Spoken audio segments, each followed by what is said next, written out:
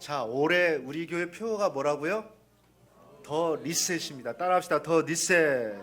자, 부제가 뭐라고 그랬어요? 해볼까요? 복음으로 인생을 리셋하라. 여러분, 리셋이라는 게 뭐냐면 이게 영어로 리셋인데 이게 RE는 다시라는 뜻이 있고요, 세트는 놓다라는 뜻이 있어요. 그래서 다시 놓다, 다시 설정하다, 뭐 이런 뜻이에요. 우리 뭐 잘 아는 얘기인데 지금 저기 있는 대로 어떤 장치나 시스템의 상태를 이전 상태로 돌리는 것을 얘기해요. 우리 컴퓨터 하면은 리셋 버튼이 있어요. 똥 누르면 컴퓨터가 버벅거리면 통 누르면 꺼졌다가 다시 처음으로 돌아가게 되는 거예요. 그렇죠? 우리 스마트폰도 마찬가지예요. 제가 영신 예배 때 말한 대로 잘 안 돼서 제가 핸드폰 가지고 AS 센터 가니까 아무것도 안 고치고 기사님이 껐다가 켰는데 돌아가더라고요. 그래서 그 기사님이 그러더라고요. 목사님, 일주일에 한 번 정도는 핸드폰을 껐다가 완전히 껐다가 켜주세요. 그러면 전혀 속도에 문제가 없습니다. 그런 얘기를 하시더라고요. 여러분, 기계만 리셋이 필요한 것이 아니고 어쩌면 우리 사람도, 우리 인생도 리셋이 필요하지 않을까. 그래서 우리는 종종 이런 얘기해요. 야, 나 다시 시작하고 싶다. 처음으로 돌아가고 싶다. 좀 새롭게 하고 싶다. 특히 신년이 됐을 때는 더 그렇잖아요. 여러분, 신년이 돼서 새롭게 시작하고 싶다. 그래서 여러분, 제가 사실 새해는 아직 헬스장을 못 갔는데 헬스장 사장님이 그러잖아요. 1월달 회원들이 엄청 늘어난대요. 새해 들어서 건강 지켜야 되겠다 해가지고 1월달에 회원이 막 급증한대요. 급증. 왜? 다시 한번 시작해보겠다. 건강 한번 지켜내야겠다. 이런 생각을 한단 말이죠. 여러분, 혹시 우리 성도들도 그런 생각하고 있지 않습니까? 우리 신앙도 마찬가지지 않겠어요? 내가 누주하게 해왔다면 이제 새해가 돼서, 그리고 2026년 얼마나 또 귀중합니까?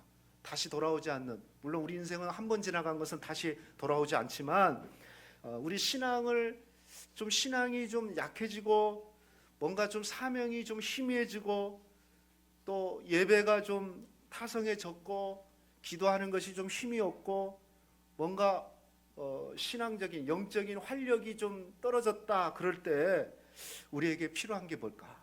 저는 그게 리셋이다. 다시 시작하면 된다. 한번 해볼까요? 다시 시작하면 된다. 다시 시작하면 되는 거예요. 여러분, 다시 시작하면 새롭게 되는 거예요.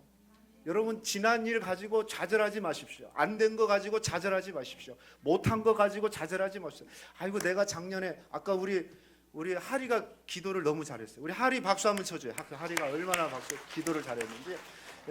여러분, 2025년 죄 다 용서해줘. 하나님은요, 지난 것을 기억하지도 않는데, 아니, 하나님은 우리 죄 지은 거 기억지도 않았는데 우리가 스스로 기억한 것을 꺼내가지고 기억해갖고 자기를 막 못살게 굴고 다른 사람을 못살게 군다면 그게 얼마나 불쌍해.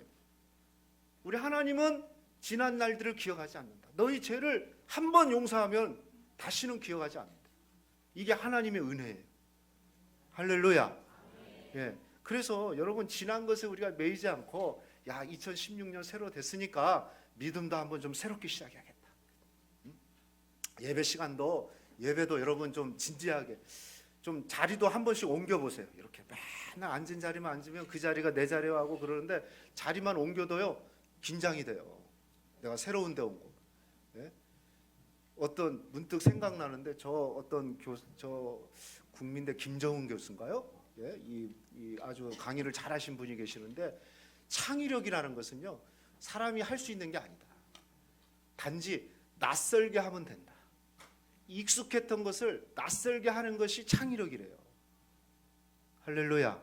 늘 익숙함에 젖어버리면 나도 모르게 타성에 젖어버리거든요. 근데 새로운 것을 할 때는 익숙하지 않고 낯설게 해버리고, 그러니까 성경도 보면 우리가 읽었던 부분만 읽어, 줄쳐진 부분만 읽어.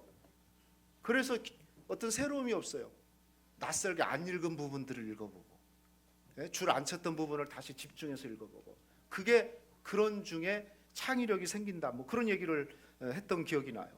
여러분, 우리 인생, 우리 신앙도 2026년 새롭게 리셋되기를 축복합니다. 그런데 무엇으로 리셋되는 거가 중요해요. 우리 마음만 결심해야겠지만 마음 결심해야겠지만 그거 가지고는 오래 가지 못해요. 그래서 오늘 첫 시간에 우리가 꼭 기억해야 될 게 뭐냐면 우리를 리셋하는 것은 복음으로 리셋해야 된다. 따라합시다. 복음으로 리셋해야 된다. 왜 그러냐면 복음은요 언제나 다시 시작할 수 있는 힘을 줘요. 아무리 세상에서 패인이고 실패자고 낙심을 했더라도 어떤 상황에서 낙심했더라도 복음을 알게 되면 다시 시작할 수 있는 힘이 복음 안에는 생기게 됩니다. 할렐루야. 정말 세상 상황 보면은 문제 보면 완전 좌절해야 되는데 복음을 알고 보면 다시 일어날 힘이 생겨요. 이게 복음의 능력이에요. 이 노마서에 이 말씀이 잘 기록되어 있는데 노마서 1장 16절 말씀 한번 읽어볼까요? 시작.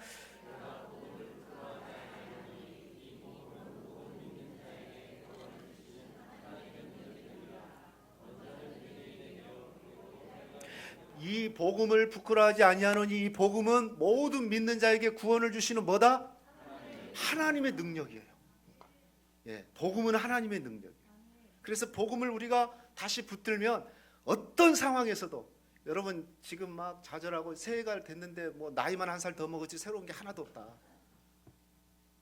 혹시 그렇습니까? 아니에요. 여러분 복음으로 다시 일어나시기를 축복합니다. 복음은 우리를 다시 시작할 힘을 주시고 능력을 부어주시는 겁니다.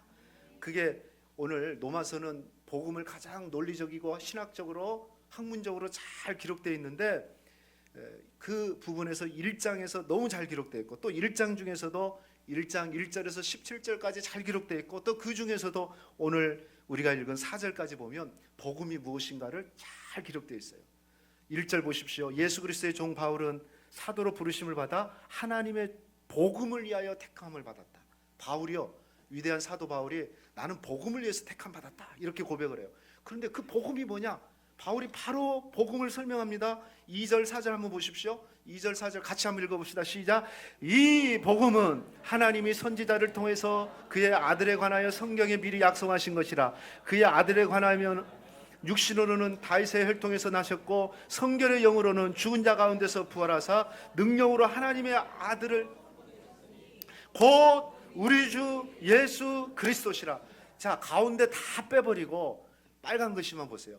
이 복음은 가운데는 설명을 했어요. 그러나 결론적으로 뭐냐? 곧 뭐다? 그렇습니다. 여러분 복음은 다른 거 다 몰라도 괜찮아요. 뭐 다 알아요. 저 내용은 다 알아야 되지만 그러나 이거 정도는 알아요. 복음이 뭐냐? 우리 주 예수 그리스도가 복음이다. 할렐루야. 예, 우리 주 예수 그리스도가 복음이에요. 그래서 저 이름만 알아도 돼요. 저 안에 있는 내용이죠. 예? 우리 주 예수 그리스도가 무엇을 하셨는가가 그 내용. 예? 선지자들이 예언해가지고 다윗의 혈통으로 나셨고 육신으로는 다윗의 혈통으로 오셨고 그리고 성령으로는 성결의 영, 성령으로는 죽은 자 가운데서 다시 부활하신다. 즉 십자가와 부활하신 그분, 바로 그분이 복음 되시는데 우리 주 예수 그리스도다. 그래서 저 세 가지 우리 주 예수 그리스도 따라합시다. 주 예수 그리스도 이 세 가지 예수님의 이름이잖아요. 이 세 가지가 복음이에요. 제가 세 가지씩 간단하게 설명할게요. 먼저 예수, 우리가 많이 하는 예수 따라합시다. 예수가 복음이다.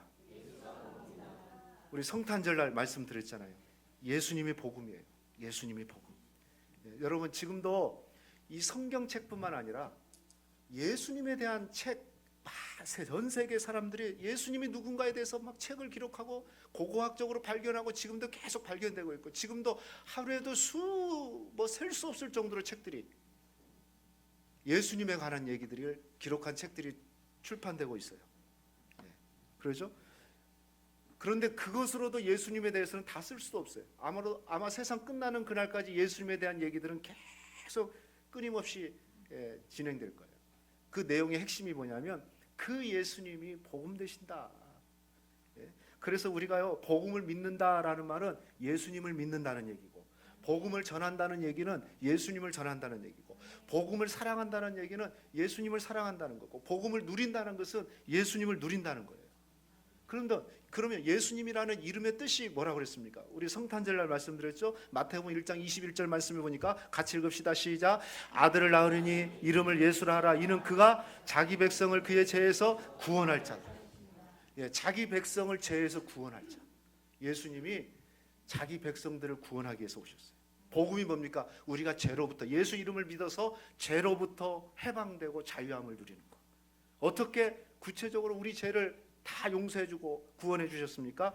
오늘 말씀해 보니까 4절 말씀해 보니까 예수님이 죽은 자 가운데서 부활하셔서 십자가를 통해서 우리 죄를 다 사해 주시고 부활하심으로써 증명해 주신 거예요. 내가 네 모든 죄 사했다라고 증명해 주셨어요. 그래서 예수님은 십자가와 부활로 우리의 모든 죄, 나의 모든 죄를 다 용서하신 줄로 믿습니다. 그 죄 속에는 우리의 실수와 우리의 실패와 우리의 낙심과 우리의 우울한 감정 모든 것도 다 하나님이 해결하셨어요. 여러분 여기에서 자유하기를 축복합니다. 그래서 예수 이름으로 여러분이 리셋 하시기를 축복하겠습니다. 끝났다. 따라합시다. 끝났다. 해결됐다. 할렐루야. 예, 복음으로 리셋하시죠. 두 번째는요, 우리 주 예수 그리스도라고 했어요. 따라합시다. 그리스도가 복음이다. 여러분 이 그리스도는 사실 이름이 아니고 예수님의 직분을 얘기해요. 예수님이 하신 일. 제 이름은 신동선이잖아요. 제 이름은 신동선이에요. 모르신 분 오늘부터 알고 계시길 축복합니다.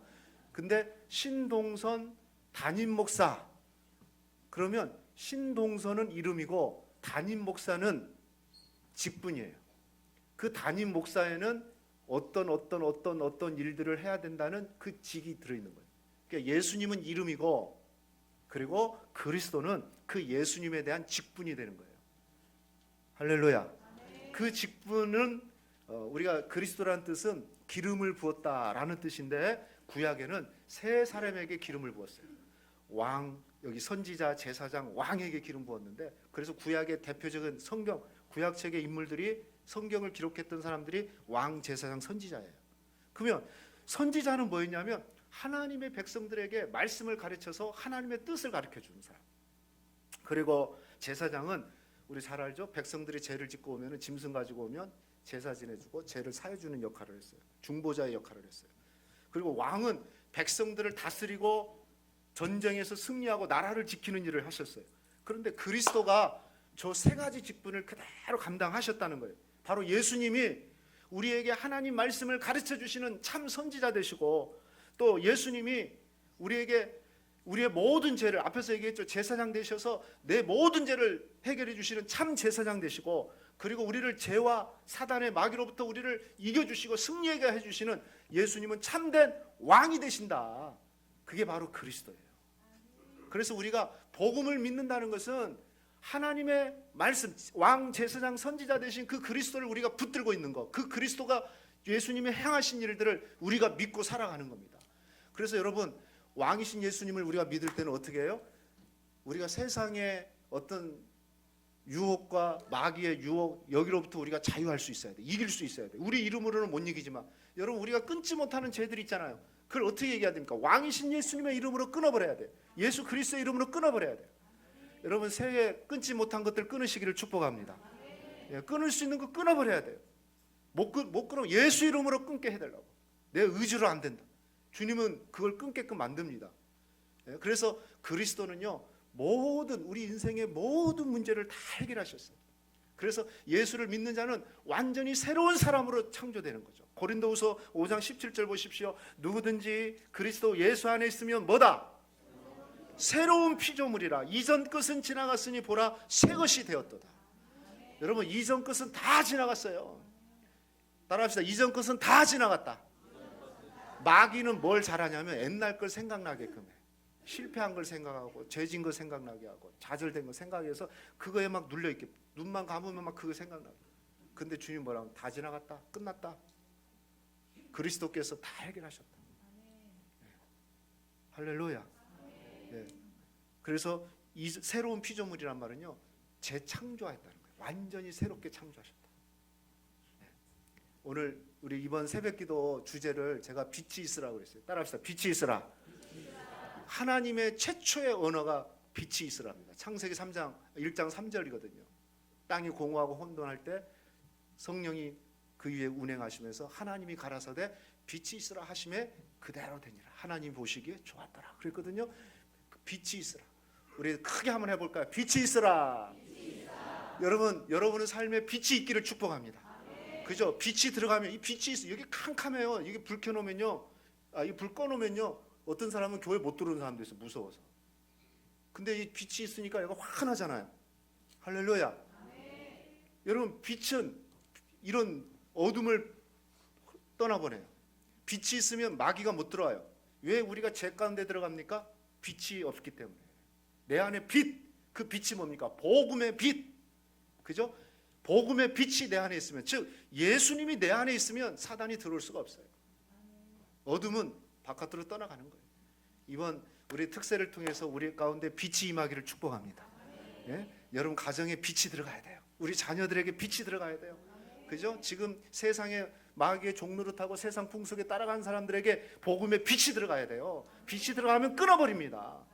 예? 빛은요, 제가 여기 가끔요, 여기 제가 말했잖아요. 여기 새벽에 이렇게 내려오면 불이 자동으로 톡톡톡톡 켜져요. 그러면 가끔 톡톡톡 하는데 누가 보일까요? 바퀴벌레. 근데 불이 딱 켜지면 바퀴벌레는 막 도망가요. 막 제대로 걸리면 저한테 밟히고. 아, 내가 깨달았어요. 빛이 비치면 바퀴벌레는 도망가는구나. 빛이 들어오면 마귀는 도망가는구나. 할렐루야. 예, 복음이 빛입니다. 그리스도가 빛이에요. 빛이 들어오면 끝나는 겁니다. 예, 여러분, 그리스도는, 따라합시다. 그리스도는 내 모든 문제를 해결하셨다. 믿으시기를 축복합니다. 마지막 세 번째는요, 우리 주 예수 그리스도예요. 주님이, 주가 그리스도, 주가 복음이, 주. 이 주라는 말은요, 예, 주님이라는 뜻인데, 이 큐리오스라고 그래요. 주님. 그런데 이 초대교회 로마 시대에는 이 큐리오스라는 주님이란 말을 사람들은 함부로 하지를 못했어. 오직 황제에게만 붙이는 이름이 큐리오스였어. 예, 그 주라는 뜻 안에는, 큐리오스라는 뜻에서는 무슨 뜻이 들어있냐면, 내 인생의 모든 문제를 해결해 주신 분이고, 지금 그리스도의 얘기한 거죠. 먹을 거, 입을 거, 마실 거, 해, 달, 별, 물 다 주시는 분이 큐리오스다. 그분은 황제다. 그래서 황제 숭배를 초대교회 때 했거든요. 그래서 금지령이 있었어요. 누구에게도 큐리오스라는, 주님이라는 말은 붙이면 처형당한다.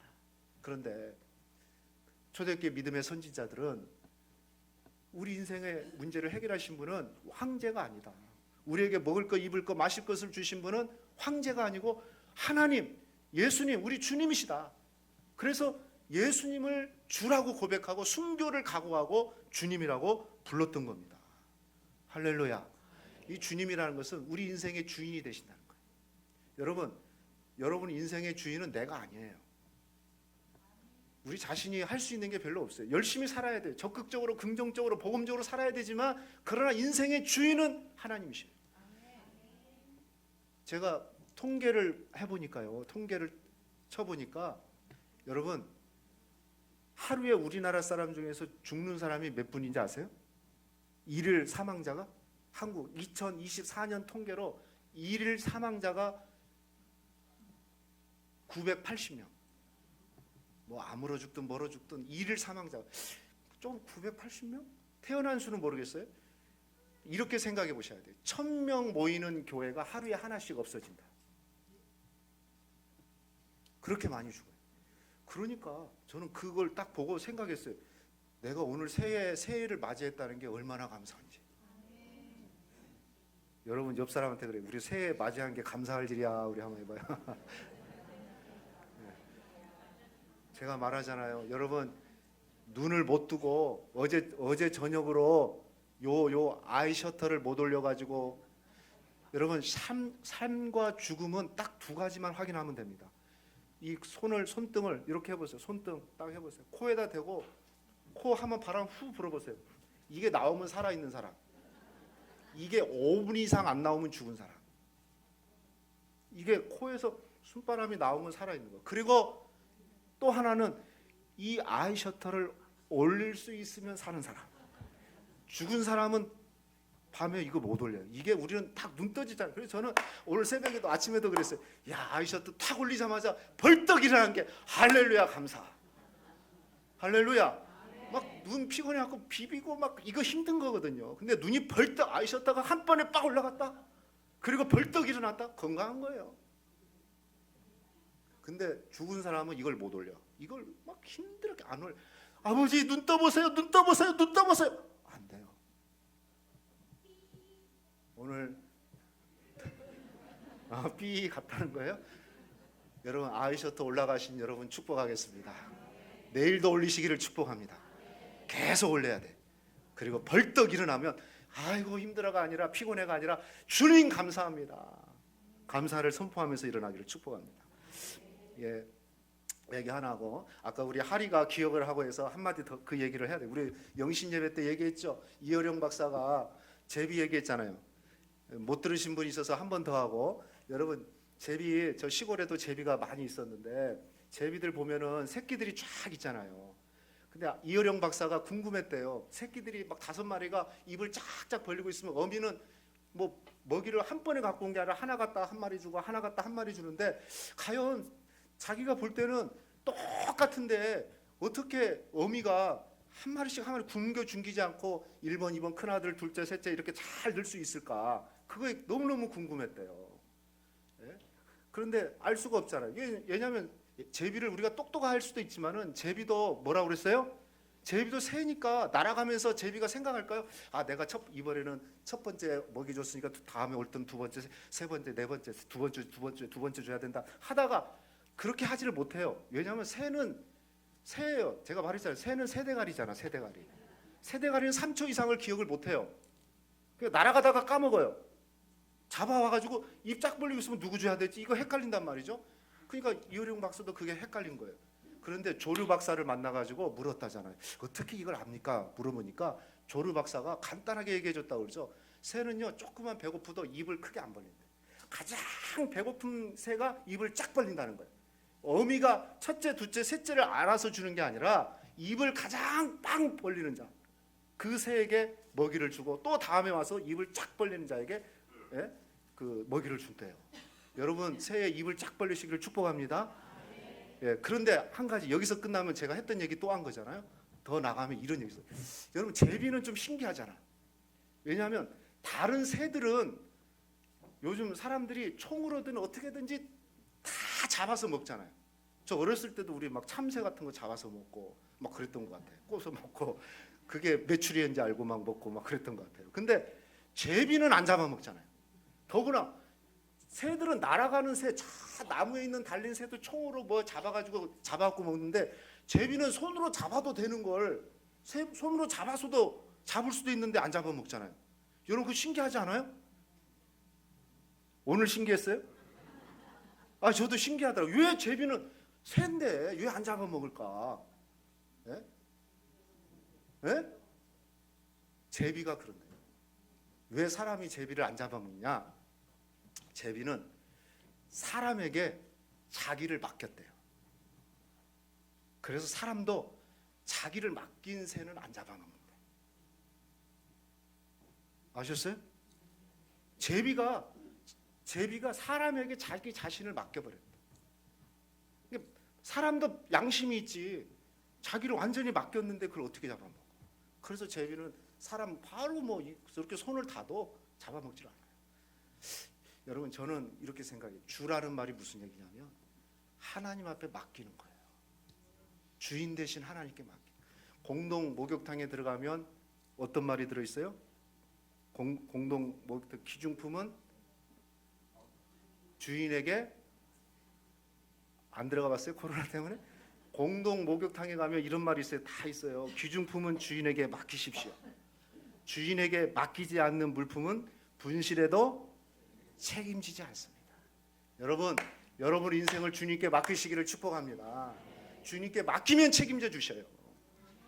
제비도 사람에게 맡기니까 안 잡아먹는데 사람도 우리 인생을 하나님 앞에 맡기면 주님 대신 그 복음 대신 주님께 맡기면 주님이 우리 인생을 책임져 주시는 줄로 믿습니다. 2026년 여러분 주님께 여러분 인생을 맡기시고 복음으로 새롭게 돼서 정말 이전 건 다 지나갔으니 새로운 마음으로 믿음 생활 오늘부터 다시 시작하시기를 주의 이름으로 축원하겠습니다.